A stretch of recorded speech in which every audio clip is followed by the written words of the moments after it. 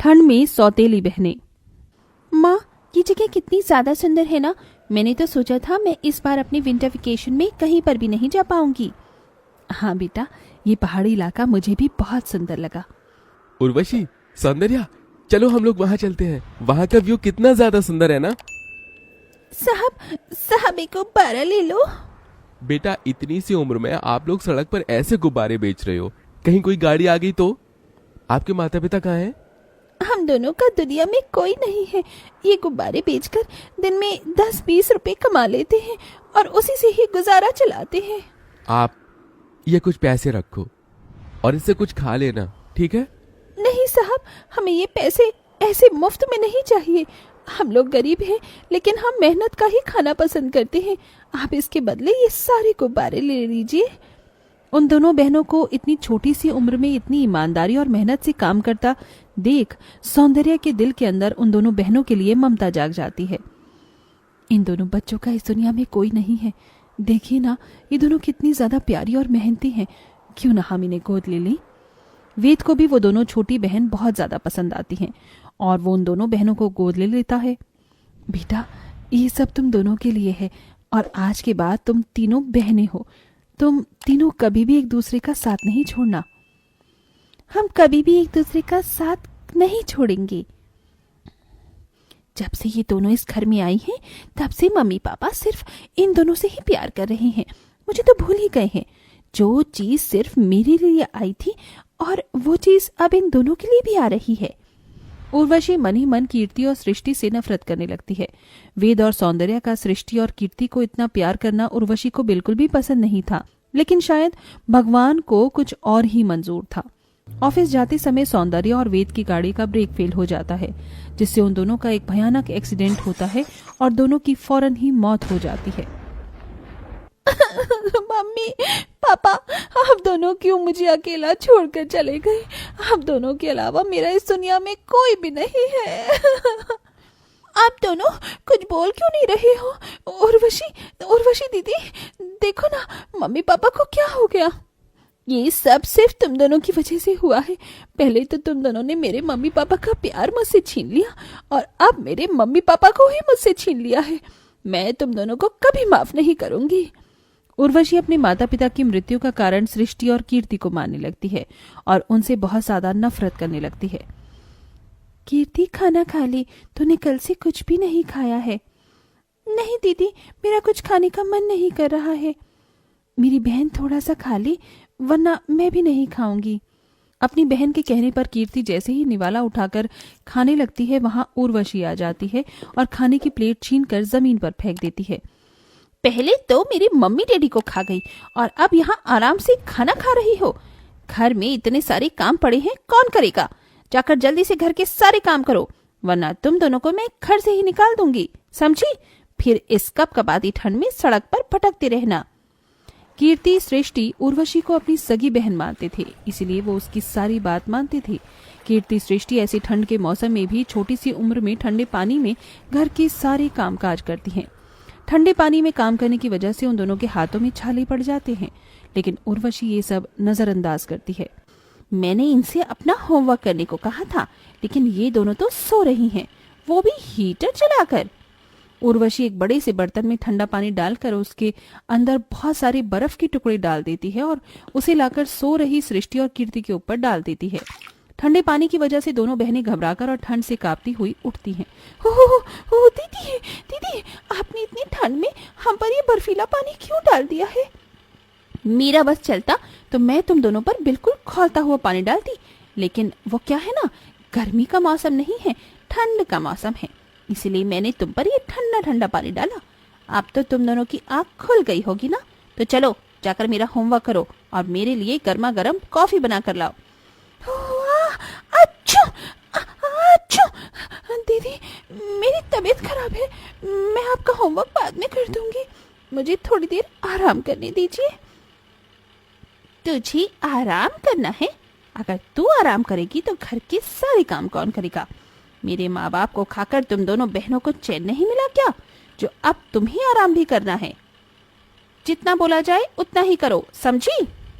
उर्वशी का ऐसा बर्ताव कीर्ति और सृष्टि के पास सहने के अलावा और कोई चारा ही नहीं था। दोनों ही हमेशा अपनी सौतेली बड़ी बहन के सारे अत्याचार सहती और कभी कोई शिकायत नहीं करती। उर्वशी दिन रात उन दोनों से ठंड के मौसम में ठंडे पानी से काम करवाती और कभी उन्हें गर्म चिंटे से जलाती तो कभी कभी उन्हें पहनने के लिए गर्म कपड़े तक नहीं देती। लेकिन दोनों ही सौंदर्य की बातों को याद करते हुए सब कुछ सहती हैं। समय बीतता है और आज ये तीनों बहनें बड़ी हो जाती हैं। कितनी बार कहा है तुमसे कि मेरी परमिशन के बिना तुम लोग गर्म कपड़े नहीं पहनोगी, लेकिन तुम दोनों इतनी मोटी मोटी जैकेट पहनकर आराम कर रही हो। मैंने कहा उतारो ये जैकेट। तुम्हारी वजह से बचपन से लेकर आज तक मैं कैसे अपने माता पिता के प्यार के लिए तड़पी हूँ, उतना ही तुम दोनों भी ठंड में तड़पोगी। दीदी, हमें कितनी बार आपसे कहा है कि हम मम्मी पापा की मौत के जिम्मेदार नहीं हैं। आखिरकार वो हमारे भी तो मम्मी पापा थे ना। नहीं, वो सिर्फ मेरे मम्मी पापा थे। मैं उनकी सगी बेटी हूँ, ना कि तुम।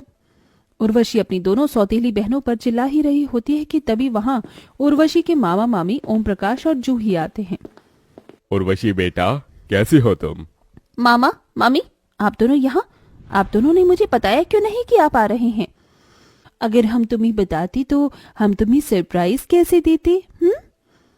ये तुम दोनों यहाँ खड़ी खड़ी मेरी शक्ल क्या देख रही हो? जाओ मामा मामी के लिए नाश्ता लेकर आओ। उर्वशी बेटा, तूने अभी तक अपनी इन दोनों सौतेली बहनों को अपने साथ रखा हुआ है। मामा मामी, मैं तो कब से इन्हें निकाल देती, लेकिन माँ ने कहा था कि मैं इन दोनों का साथ कभी ना छोड़ूं, इसीलिए मैं इन्हें इस घर में रहने दे रही हूँ। लेकिन मेरे दिल में इन दोनों के लिए सिर्फ नफरत है। आप दोनों यहाँ बैठिए, मैं अभी आती हूँ। उर्वशी के वहां से जाते ही, अच्छा हुआ इसके दिल में अभी तक अपनी इन दोनों सौतेली बहनों के लिए नफरत है। मुझे तो लगा था ये तीनों इतने सालों में मिल न जाए। अब हमें कुछ भी करके उर्वशी से जायदाद के पेपर्स पर साइन करवाना होगा और ये सारी जायदाद को अपने नाम करवाना होगा। ओम प्रकाश और जूही दोनों की नजर उर्वशी की प्रॉपर्टी पर थी। ओम प्रकाश और जूही को बात करते हुए कीर्ति और सृष्टि देख लेते हैं और जाकर ये सारी बात उर्वशी को बता देते हैं। तुम दोनों को शर्म नहीं आती मेरे मामा मामी के खिलाफ ऐसी साजिश करते हुए? पहले मुझसे मेरे माँ बाप को छीन लिया और अब मेरे मामा मामी को मुझसे दूर करना चाहती हो। दीदी, हम सच कह रहे हैं, हमारी बात पर विश्वास करो। जस्ट शट अप, निकल जाओ मेरे घर से और मुझे अपनी शक्ल मत दिखाना। सृष्टि और कीर्ति अब पूरी तरह से टूट जाते हैं और घर छोड़कर चली जाती हैं, जिसका फायदा ओम प्रकाश और जूही उठाते हैं और जायदाद के पेपर बनवाकर उर्वशी के पास ले जाते हैं। ये किस किस चीज के पेपर हैं? उर्वशी बेटा, ये पेपर तेरे माता पिता ने बनवाकर मेरे पास संभाल कर रखे थे।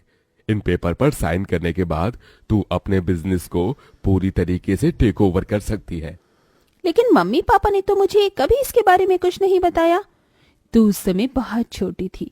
चल अब जल्दी से साइन कर दे ये पेपर, हमें अब कोर्ट में भी जमा करवाने हैं। उर्वशी को जूही और ओम प्रकाश पर शक होता है। उर्वशी उन पेपर पर साइन करने से पहले उन पेपर को पढ़ लेती है, जिसे पढ़कर वो जान जाती है कि वो पेपर बिजनेस के नहीं बल्कि उसकी प्रॉपर्टी के हैं और उसके मामा मामी उसकी प्रॉपर्टी अपने नाम करवा रहे हैं। सृष्टि कीर्ति बिल्कुल ठीक कह रहे थे। आप दोनों की नजर में मेरी प्रॉपर्टी पर है। काश मैं उनकी बात मान लेती। हाँ बेटा, काश तुम उनकी बात मान लेती। चल अब जल्दी से इन पेपर पर साइन कर दे, वरना ये गन की सारी गोली तेरे भेजे में उतार दूंगा। मैं पेपर्स पर साइन नहीं करूंगी। ये प्रॉपर्टी मेरे मम्मी पापा की है, ना कि तुम्हारी। उर्वशी के साइन न करने पर उसके मामा मामी उसके साथ जबरदस्ती करने लगते हैं कि तभी सृष्टि और कीर्ति वहां पुलिस के साथ अचानक आ जाती हैं। पुलिस ओम प्रकाश और जूही को गिरफ्तार कर लेते हैं। दीदी, आप ठीक तो हो ना? आपको कहीं चोट तो नहीं लगी? कीर्ति, सृष्टि, मैं ठीक हूँ, लेकिन तुम दोनों तो घर छोड़कर चली गई थी ना? हाँ दीदी, लेकिन हम आपको ऐसी हालत में अकेला नहीं छोड़ सकते थे, इसीलिए हम पुलिस के पास गए और हमने उन्हें सब बता दिया और हम लोग सही समय पर यहाँ पुलिस के साथ पहुंच गए। अब आप इस घर में आराम से रह सकती हो। अब हम आपको कभी अपनी शक्ल नहीं दिखाएंगे। सृष्टि, कीर्ति, रुक जाओ। अगर तुम दोनों चली गई तो हमेशा के लिए घर में मैं अकेले रहकर क्या करूंगी? मुझे माफ कर दो। बचपन से लेकर बड़े होने तक तुम दोनों के साथ बहुत बुरा किया है मैंने। मम्मी पापा की आत्मा को ये सब देखकर बहुत दुख हो रहा होगा, लेकिन अब मुझे मेरी गलती का एहसास हो गया है। अपनी इस बड़ी बहन को माफ कर दो। आप हमसे माफी मत मांगी। आपने हमें स्वीकार कर लिया, यही हमारे लिए काफी है। हमें हमारी बड़ी बहन मिल गई और हमें कुछ नहीं चाहिए। उर्वशी अपनी दोनों बहनों को गले से लगा लेती है, जिसके बाद अब तीनों बहनें प्यार मोहब्बत से एक साथ खुशी खुशी रहती हैं। पहली कमाई से गरीब बेटी लाई फर्नीचर। आशा दीदी, चूल्हा बुझा दो ना, देखो कितना धुआं हो रहा है। अरे मेरी प्यारी बहन, चूल्हा बुझा दूंगी तो खाना कैसे बनेगा? इतने में सुखी राम भूखा प्यासा मिट्टी में सना घर आता है। पिताजी, आ गए आप? आशा बेटिया, बड़ी जोरों की भूख लगी है।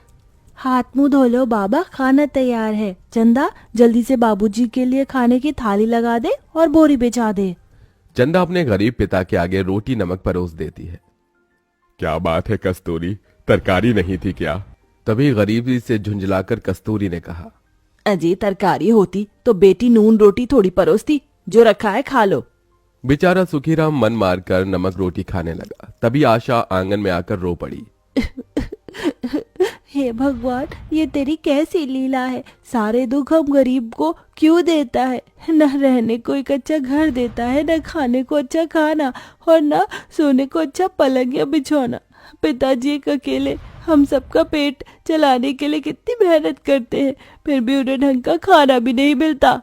तभी आशा आंगन में धनिया उगा देखती है। मैंने तो उस दिन ऐसे ही वो खराब धनिया के बीज आंगन में छींटे दिए थे, पर देखो कितने हरे धनिया उग गए हैं।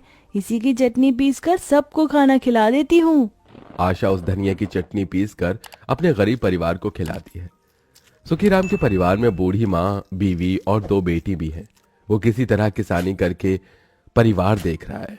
खाना खाने के बाद बूढ़ी चमेली ठिठुरते हुए कहती है। आशा बेटी, जल्दी से बिछौना लगा दे। जी दादी माँ। फिर वो गरीब बेटी बोरी बिस्तर लगा देती है और उस पर एक गुदड़ी बिछा देती है। पूरा परिवार एक लाइन से झोपड़ी में लेट जाता है। तभी चंदा कहती है। दीदी, ये बिस्तर कितना गड़ता है। काश कि हमारे घर में भी पलंग और गद्दा होता तो हम भी अच्छे से सो पाते। हमारे भी घर में फर्नीचर होना चाहिए। चंदा की ये बात सुनकर दुख से कस्तूरी ने कहा। बेटी, फर्नीचर अमीरों के घर में ही शोभते हैं। हम ठहरे झोपड़ी में रहने वाले गरीब, हमारी सारी जिंदगी जमीन पर सोते ही बीतती है। ऐसा कहते हुए कस्तूरी की आंख में आंसू आ जाते हैं। जहां अमीरों के घर में आलीशान महंगे फर्नीचर होते हैं, वहीं गरीब के लिए सुख सुविधाओं से भरे घर, सुंदर घर में रहने की चाहत पूरी कर पाना एक सपने जैसा होता है। अगले दिन जब आशा आंगन बहार रही होती है, तभी वहां पड़ोस की अमीर प्रेमा रानी के घर में फर्नीचर उतरते देखती है। भैया, एक एक फर्नीचर अच्छे से उतारना, बड़ा महंगा पड़ा है सारा सेट। और ये गोदरेज की अलमारी तो लाख रुपए की पड़ी है, एक भी खरोच नहीं आनी चाहिए। माँ ठीक कहती है, एक अमीर गरीब की जिंदगी में कितना अंतर है। अमीर लोग हर साल फर्नीचर बदल देते हैं और हम जैसे गरीब अपने घर के लिए एक ढंग का अलमारी, सोफा, बेड, कुछ भी सामान नहीं खरीद पाते। थोड़ी देर में प्रेमा मिठाई लेकर आशा के घर आती है। कस्तूरी, अरे ओ कस्तूरी। प्रेमा बहन, आप यहाँ? ये लो पेड़े खाओ और मुंह मीठा करो, मेरे घर नया फर्नीचर आया है। बहुत बहुत मुबारक हो प्रेमा बहन। अरे तुम लोग भी एक आध फर्नीचर ले क्यों नहीं लेते?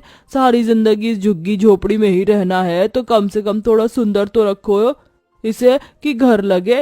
अभी जमीन पर सो रहे हो, घर में एक पलंग भी नहीं। अरे कम से कम एक फ्रिज और एक सोफा सेट और 2-4 कुर्सी तो होनी ही चाहिए, ताकि घर में कोई आ जाए तो बिठा सके। समझ सकती हूँ, इस गरीबी में तुम्हारे पास खरीदने के लिए नया फर्नीचर के पैसे तो होंगे नहीं, तो मेरा पुराना वाला फर्नीचर ले लो, सस्ते में दे दूंगी। ये सुनकर चंदा जिद करने लगती है। माँ, पिताजी, फर्नीचर ले लो ना, फिर हमें भी जमीन पर बैठकर नहीं खाना पड़ेगा और जमीन पर सोना भी नहीं पड़ेगा। आपको पता है ना दादी माँ को ठंड में जमीन पर सोने की वजह से कितनी सर्दी लगती है। प्रेमा बहन, पैसे नहीं है जो हम फर्नीचर खरीद सके। ये सुनकर प्रेमा कस्तूरी और सुखराम की गरीब बेटी की ओर देखकर कहती है। कोई बात नहीं, तुम पलंग और अलमारी ले आओ। पैसे नहीं देने को तो तुम्हारी बेटी कुछ महीने मेरे घर में झाड़ू बर्तन कर देगी। ये सुनकर सुखीराम के स्वाभिमान को बहुत ठेस पहुंचती है। बहन जी, आपने सोचा भी कैसे कि मेरी पढ़ी लिखी बेटी झाड़ू पोछे का काम करेगी?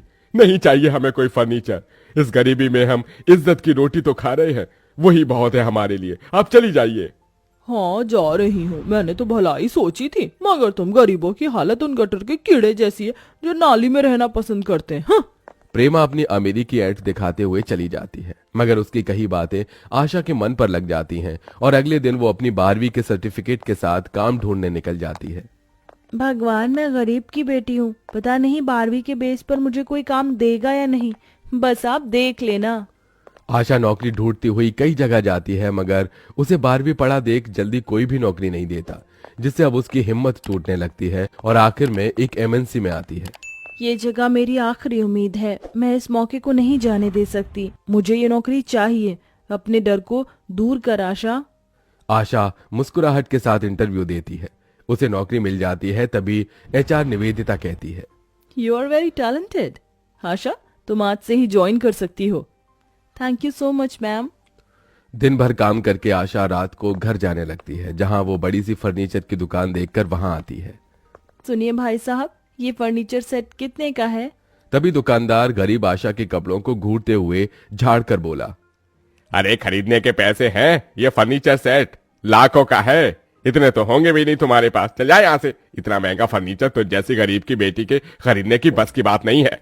आशा आंखों में आंसू लेकर बाहर आ जाती है। भगवान ने चाहा तो मैं अपनी पहली कमाई से यही फर्नीचर सेट खरीदूंगी। अपने गम और आंसू छुपाकर वो गरीब बेटी मुस्कुराते हुए घर आती है। आशा, कहाँ थी तो दिन भर लाडो? दादी माँ, मैंने आज नौकरी कर ली है, सोचा पढ़े लिखे होने का कुछ तो करूं। दिन बीतते जाते हैं, आशा कड़ी मेहनत करती है और बाकी का ओवर टाइम भी करती है। देखते देखते उसे महीना लगने वाला होता है, जिसके बाद वो अच्छे पैसे उठाती है। ये लो आशा, ये तुम्हारी पहली कमाई, तुमने बेस्ट काम किया इसलिए तुम्हारी सैलरी बढ़कर आई है। अपनी पहली कमाई को हाथ में लेकर वो गरीब बेटी फूट फूट कर रोती है। थैंक यू भगवान जी। वो अपनी पहली कमाई के साथ फर्नीचर की दुकान पर आती है, जहां उसे लकी ड्रॉ दिखता है। इस लकी ड्रॉ में तो 50,000 रुपए में भी बढ़िया फर्नीचर सेट मिल रहे, मैं इसे अपनी पहली कमाई से ही खरीद सकती हूँ। आशा दुकान में आकर फर्नीचर सेट खरीद कर उसे ट्रक में लाद कर अपनी गरीब झोपड़ी में आती है। जैसे ही फर्नीचर उतरता है, तभी उसके गरीब माँ बाप, दादी और बहन बाहर आ जाते हैं। अरे आशा बिटिया, ये सारा फर्नीचर का सामान किसका है? ये सारा फर्नीचर का सामान अपना है माँ, मैंने इसे अपनी पहली कमाई से खरीदा है, अपने परिवार के लिए। ये सुनकर चंदा बहुत खुश होती है। अरे वाह दीदी, इसमें तो फर्नीचर का सारा सामान है, सोफा, पलंग, अलमारी, कुर्सी और खाना खाने के लिए डाइनिंग टेबल भी है। अब तो हम भी अमीर हो गए, हमें जमीन में बैठकर नहीं खाना पड़ेगा और हम उस गुदरी के गड़ने वाले बिस्तर पर भी नहीं सोना पड़ेगा, हम भी गद्दीदार बेड पर सोएंगे। चंदा की बात सुनकर उन गरीब परिवार वालों की आंखों में भी खुशी के आंसू आ जाते हैं, जिसके बाद वो सब लगकर घर में फर्नीचर सेट करते हैं। देखो माँ, दादी देखिए, दादी फर्नीचर लग जाने के बाद हमारा गरीब घर कितना अच्छा लग रहा है और ये सोफा कितना नर्म है, मैं तो इसी पर सोऊंगी। हाँ मेरी प्यारी पोती। सभी के हंसते मुस्कुराते हुए चेहरे देखकर पिता सुखराम डबडबाई आंखों से अपनी गरीब बेटी को देखकर कहता है, कस्तूरी, कौन कहता है कि बेटी बेटा नहीं बन सकती? बेटी अगर चाहे तो बाप का कंधा उसका दाहिना हाथ बन जाता है, हमारी आशा की तरह। इस फर्नीचर को लाने के लिए तूने इतनी मेहनत की मेरी बच्ची। पिताजी, आप भी तो हमारे लिए कितनी मेहनत करते हैं और खुद धूप में खेतों में जलकर भी मुझे पढ़ाया लिखाया, तो इस बेटी का भी तो फर्ज बनता है। उस दिन आशा का पूरा परिवार फर्नीचर के महंगे डाइनिंग टेबल पर बैठकर खाना खाता है और फर्नीचर लग जाने के बाद उस गरीब का घर सुंदर दिखने लगता है।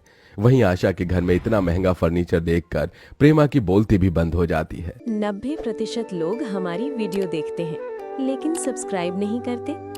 आप उन 10% स्मार्ट लोगों में बनना चाहते हो ना? और जानते हो, जो लोग दिल के अच्छे होते हैं वही लोग सब्सक्राइब करते हैं। तो अगर आप भी स्मार्ट और अच्छे दिल वाले हो तो अभी इसी वक्त मिनी टोन लैंड को सब्सक्राइब करके दिखाओ। और हाँ, जाते जाते ये जरूर बताना कि आप हमारी वीडियो कहाँ से देख रहे हो। नीचे कमेंट में लिखो, हम आपके हर कमेंट को पढ़ते हैं।